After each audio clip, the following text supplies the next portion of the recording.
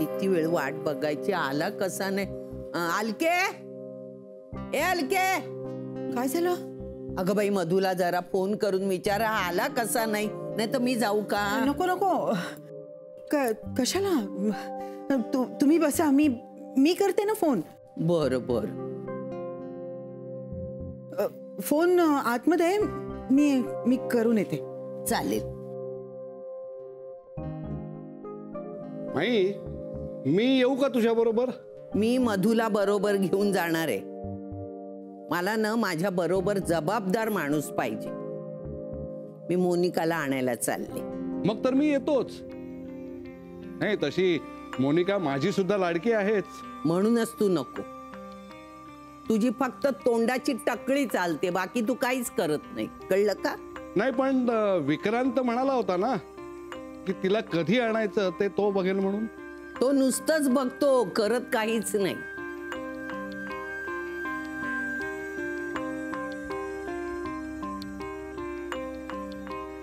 Hello hello hello, मधु काका बोल गल के. अहो, तुम्ही आता कुठे आहात?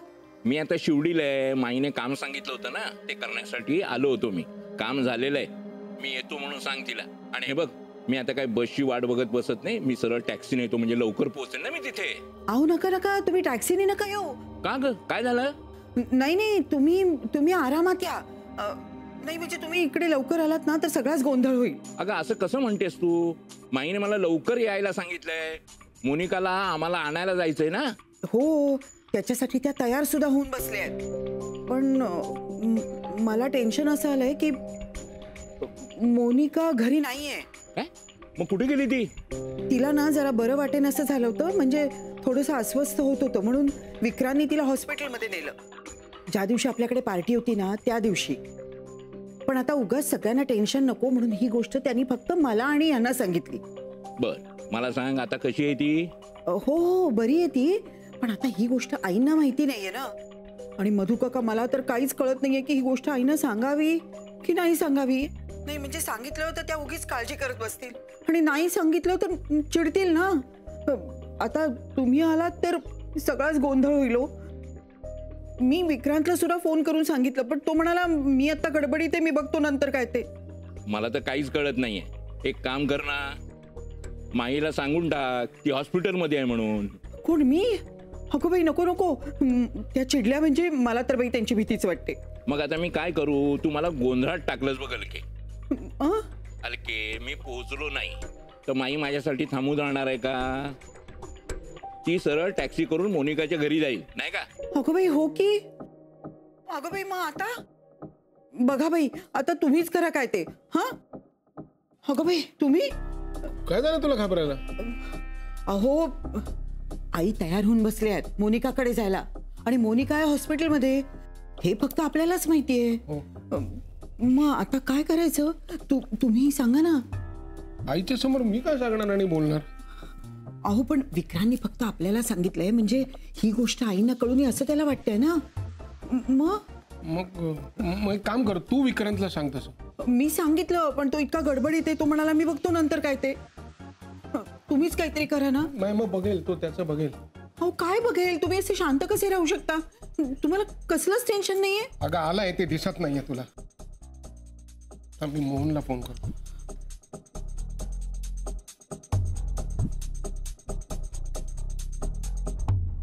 पण मग आता काय करता येईल? मलाही काही सुचत नाहीये. मी एक काम करते, मी आधी घरी तर जाते, मग मला कळेल सिच्युएशन काय ते. हो, पण तू आत्ता कुठे आहेस? इथेच बाहेर आहे. ओके, मग तू हॉस्पिटलला येऊ नकोस, डायरेक्ट तिकडे जा. हो, मी ऑलरेडी निघालेच आहे. आणि हो, काहीही झालं तरी आजीला इकडे येऊ देऊ नकोस, कारण ती जर इथे आली ना तर ती मोनिकाला नक्की घरी घेऊन जाईल, आणि मग सगळं माझ्या हाताबाहेर जाईल. सॉरी. सॉरी कशाला? जे आहे ते आहेच, त्याला काय करणार. तरी सुद्धा मला नाही वाटत आजी तिला फार दिवस आमच्याकडे राहू देतील. कधी ना कधी त्या तिला नेणारच. I know. मी कळवते. Bye bye. म्हणजे वहिनीने तुलाही सांगितलं नाही ना? छे, मला काहीच माहिती नाही. अरे पण मोहन, मला कळत नाही, विक्रांतनी आपल्याला हे सांगायला नको का? आपण काय शत्रू आहोत का मोनिकाचे? हे बघ काहीतरी कारण असेल ग, तू लगेच एकाचे दोन करू नकोस. मोहन, मोनिकाला बरं नाहीये हे विक्रांतनी आपल्याला सांगायला नको का? आता डॉक्टर कोण आहे? तो आहे का आपण आहोत? नाही बरोबर, तू पुतण्याचीच बाजू घेणार आहे, पण मी तुला सांगते मला हे काही पटलेलं नाहीये. हे बघ पुतणे अतिशय हुशार मुलगा आहे, एक चांगला डॉक्टर आहे आणि मला त्याच्यावर आणि त्याच्या निर्णयावर जास्त विश्वास आहे. नाही बरोबर आहे, म्हणजे आम्हाला कोणाची काहीच काळजी नाही, नाही का? नाही पण मी असं कुठे म्हणाला की तो प्रत्येक वेळेस बरोबर असतो म्हणून. मोहन, तू धड एका बाजूने बोला काहीतरी. बर, मला सांग आता मी काय करायचंय? मी येईपर्यंत तू आईला बाहेर जाण्यापासून थांबवण्यासाठी वहिनीला मदत कर. अरे पण मी सांगतो आल्यावर तुला सगळं माझ्या डोक्यात काय आहे ते. मी सांगतो एवढं फक्त तू कर. Okay bye. बाय.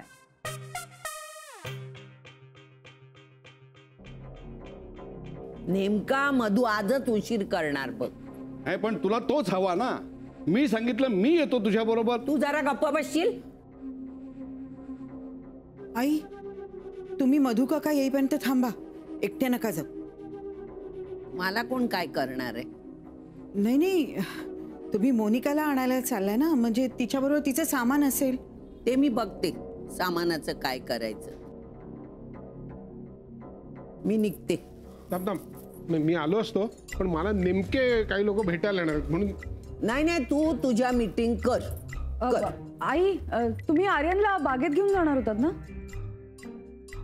हो का? हो, तोच म्हणाला मला तसं. हो, पण आज आणि आता नको, तूच जा घेऊन त्याला. नाही नाही, अहो म्हणजे तो येणार नाही माझ्यासोबत, कारण तुम्ही त्याला बागेत गोष्टी सांगता ना. मोनिकाला उद्या आणलं तर नाही का चालणार? अरे उद्या उद्या करत किती दिवस झाले बाळा. मी त्यांच्या आजीना शब्द दिलेला आहे, नाही तर त्या काय म्हणतील, दळवी आजी नुसत्या बोलाचाच भात नाही, बोलाचीच कढी आहे. नाही हे बघ माई, त्यांना काय म्हणायचं ते म्हणू देत. आता काय त्यांनी आपल्या त्या आगाऊ नातीला दिलेच आहे आपल्यावर ढकलून. ते झालेत नामानिराळे आणि आपण आहोत ना तिची संपूर्ण काळजी घ्यायला तयार. चला मी निघते. आई, आई थांबा, तुम्ही नका जाऊ.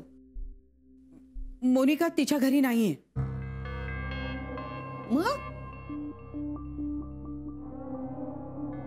हो, म्हणजे मोनिका हॉस्पिटलमध्ये. काय? घ्या, म्हणजे हे तुला आत्ता कळतंय? नाही म्हणजे 2 दिवसापूर्वी तिला अस्वस्थ वाटलं म्हणून तिला ऍडमिट केलं होतं. तुला माहित होते? मला आणि यांना सुद्धा. हो, म्हणजे विक्रांतने आम्हाला जरा उशिराच सांगितलं, पण आता बरी आहे ती, म्हणजे काळजीचं काही कारण नाहीये. तुला माहित होतंय, मग मला का नाही सांगितलं? विक्रांतला सांगावंसं वाटलं नाही ना, कारण आता आजीचा काही उपयोगच राहिला नाही. अरे केव्हापासून म्हणते मोनिकाला घरी आणा, घरी आणा. का करतोय तू असं? नाही नाही, तसं काही नाहीये. मग कसं आहे मोहन? तुला माहित होतं मोनिका हॉस्पिटलमध्ये आहे ती? नाही आई, म्हणजे मला आत्ताच. मोनिका हॉस्पिटलमध्ये? मग आपण जाऊया ना तिला बघायला. आपण सगळे जाऊया तिला भेटायला, पण विक्रांतनी हे माझ्यापासून लपून ठेवलं नाही, हे चांगलं नाही केलं. अरे मानसी, तू का आलीस? तू सुद्धा नाही सांगितलंस आम्हाला. सांग मला, तुझी बहीण आमची कोणच नाहीये का? की विक्रांतनी तुला गप्प केलाय? विक्रांतनेच मला पाठवलंय तुम्हाला सगळ्यांना घेऊन जाण्यासाठी.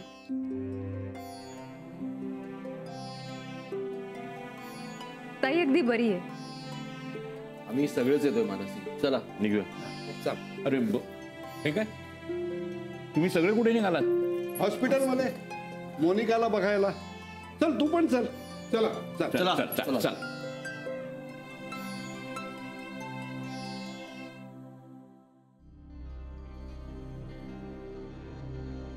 मी रेडी आहे. कधी निघायचंय? तू आजीला म्हणाली होतीस का की मला घरी घेऊन जा म्हणून? हो, पण त्याला बरेच दिवस झालेत. का? काय नाही. आजी इथे येत आहेत की काय? वाव, मी असं म्हटलंय का? तू कधीच काही म्हणत नाहीस, पण मला घरातल्या सगळ्यांना भेटायचंय. विक्रांत, तुम्हाला इकडे का डांबून ठेवलंयस? तुरुंगवास झाल्यासारखं वाटतंय मला. उगाच काहीतरी बोलू नकोस. तू कुठेही राहिलीस तरी सगळे तुझी काळजीच घेत असतात, त्यामुळे तुरुंगवास वगैरे तुला कधीही होणार नाही. विक्रांत, पण मला जर सगळ्यांना भेटायची इच्छा असेल तर? त्याची काळजी तू करू नकोस. आजी, आजी तुम्ही आलात आता? हो हो हो हो, इतकी घाई बरी नाही. सॉरी, तुम्ही मला न्यायला आलात ना आपल्या घरी?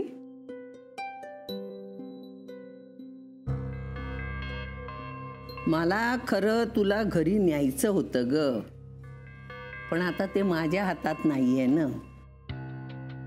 हल्ली माझ्यापर्यंत काय काय गोष्टी पोचतच. आजी, माझा हेतू जरा... ऍक्च्युली आजी, आज विक्रांत मला डिस्चार्ज देणारच होते. आम्ही डायरेक्ट घरीच येणार होतो, असंच ठरलं होतं आमचं. बरोबर ना विक्रांत? ताई, अगं सगळेच आलेत तुला भेटायला. अलका काकी, गीता काकी, मोहन काका, विजय काका, मधु काका आणि नानू मामा सुद्धा. सगळे? हो, मीच म्हटलं दोघांनी भेटूया. रूम लहान आहे ना. बघितलंस विक्रांत, सगळे माझ्यावर किती प्रेम करतात. जी खरं सांगू, मला खूप आनंद होतोय. म्हणजे सगळ्यांना कधी भेटते असं झालंय मला.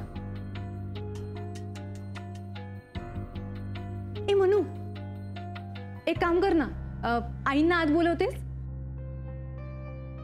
मला त्यांना भेटायची इच्छा आहे, प्लीज. ओके.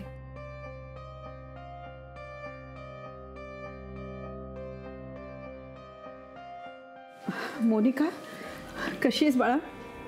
मी बरी आहे आई. मला तुमची खूप आठवण येत होती. आजी आजोबा बरे आहेत ना तुझे? हो, आजी आजोबा बरे आहेत.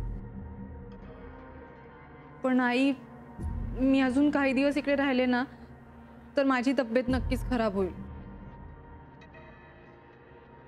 मला फार आठवण येते तुमची. मला घरी घेऊन चला ना. विक्रांत, आज मी हिला घरी घेऊन जाणार आहे. तुझी काही हरकत नाही ना? माझी हरकत आहे. विक्रांत, अरे मी हिचे रिपोर्ट्स पाहिले. मला असं वाटतं हिला अजून 1-2 दिवस तरी आपल्याला इथे ठेवावं लागेल. म्हणजे तसं काही सिरियस काही नाही आहे. ॲज अ प्रिकॉशन म्हणून, to be on the safer side. आणि मग तुम्ही तिला घरी घेऊन जाऊ शकता. काय? ओके. तू बाई डॉक्टर येईन, तुला कोण सांगणार नाही म्हणून. तू म्हणशील तस. पण आजी, मला नाही राहायचं इकडे. मला घरी घेऊन चला ना तुम्ही. राजा, तुझी तब्येत महत्वाची आहे. 2 दिवसांनी काय फरक पडतो? काळजी घे ग.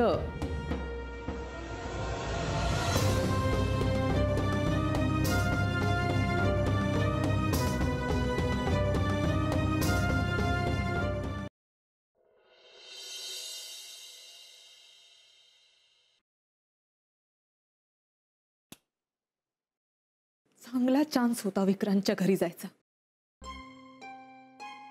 पण नाही. नशीबच खराब आहे ना. आजी आल्या होत्या मला न्यायला.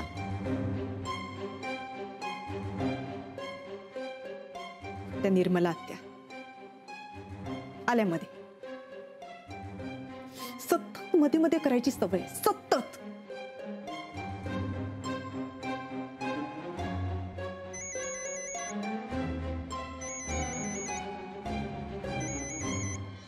हॅलो, बोल बाळा, कशी आहेस? ठीक आहे. तिथे सगळं व्यवस्थित आहे ना हॉस्पिटलमध्ये? जेवलीस ना तू? आजी, माझं सोडून सगळ्यांचं सगळं व्यवस्थित चालू आहे. म्हणजे काय? काही नाही ग आजी, मला कंटाळा आलाय. पोटनं जड जड झाल्यासारखं वाटतंय. कधी ह्या सगळ्यातनं सुटका होते ना असं झालंय मला आता. मला समजतंय ग बाळा, शेवटी ना असं त्रासदायकच होतं. पण काय करणार, इलाज नसतो ना. जरा कळ सोसायची. तेच करतेय मी. खूप काय काय सोसावं लागतंय. हे बघ, मनात असे विचार यायला लागले ना की मन जरा दुसरीकडे वळवायचं. म्हणजे मग त्रास नाही करून घ्यायचा स्वतःच्या मनाला. मनू असते की नाही तिथे, हा? मग मनूला सांगायचं, ती मदत करेल तुला. काय करते ना ती, खूप मदत करते विक्रांतला. काय? हो, विक्रांतला खूप मदत होते मानसीची. आजी, तुझी काळजी घेतात ना ते? माझी काळजी खूप. मला खात्रीच आहे त्यांची. आणि मानसी तर काय तुझी बहीणच आहे, म्हणून तर मी अगदी निश्चिंत असते. Pass, enough. इथल्या नर्सेस सुद्धा खूप छान काळजी घेतात आजी. मानसीची गरज नाहीये. तुला कधी सोडणार आहेत हॉस्पिटलमधनं? आजी, मला नाही माहित. तिला विचार ना, तिला सगळं माहिती असतं ना. तुझ्या लाडक्या मानसीला. बाय.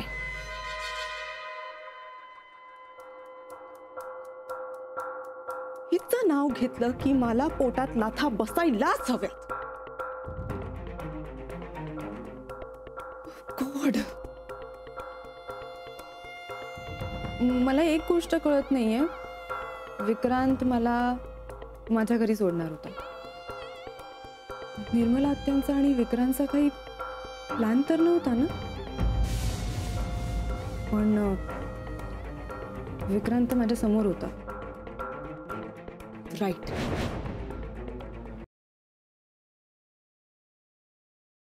तू सगळं सावरून घेतलंस मानसी. आत्या होत्या म्हणून बरं झालं, नाहीतर तशी मला भीती होतीच. आजी कधी ना कधी नक्की इथे येणार. पण विक्रांत, आत्ता आपण थोपवलंय. यापुढे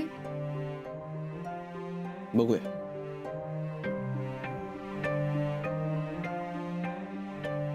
बाय द वे, मी आज सलीलला भेटले. व्हॉट? हो, कधी? तू लेबर रूम मध्ये होतास. तो हॉस्पिटल बाहेरच आला होता. लँडलाईनलाच मला फोन आला. त्याला कालचं एक्सप्लेनेशन द्यायचं होतं. ओ, म्हणजे मी तुला फोन केला तेव्हा तू त्याच्या बरोबर? मानसी, सांगायचंच ना मला. तू त्याच्याशी भेट अर्धवट टाकून निघालीस? हो, तसंच काहीच. म्हणून मानसी, तू सांगायला हवं होतंस. हे बघ, तुमची भेट महत्वाची होती आणि त्याला एक्सप्लेनेशन द्यायला चान्स मिळायला हवा होता. मिळाला ना तो चान्स त्याला. So it's okay. काय म्हणाला तू? Wow, coffee session. It's amazing. किती मजा आहे नाही तुमच्या दोघांची इथे. मोनिकाला सासरी जाऊ द्यायचं नाही, यासाठी तुम्ही दोघांनी जे प्लॅनिंग केलं ना ते सुपर सक्सेसफुल झालं. एकीकडे आजीला, आईंना, बाबांना, नानू मामांना सुद्धा वाटतंय की मोनिकाने घरी यावं, पण नाही. सगळी दुनिया एकीकडे आणि मानसी मात्र एकीकडे. आणि ती काय तुझीच बाजू घेणार. तुमच्या दोघांचं ट्युनिंग आहे ना, सुपर्ब आहे. Amazing, wonderful. Mister and Mrs Dalvi,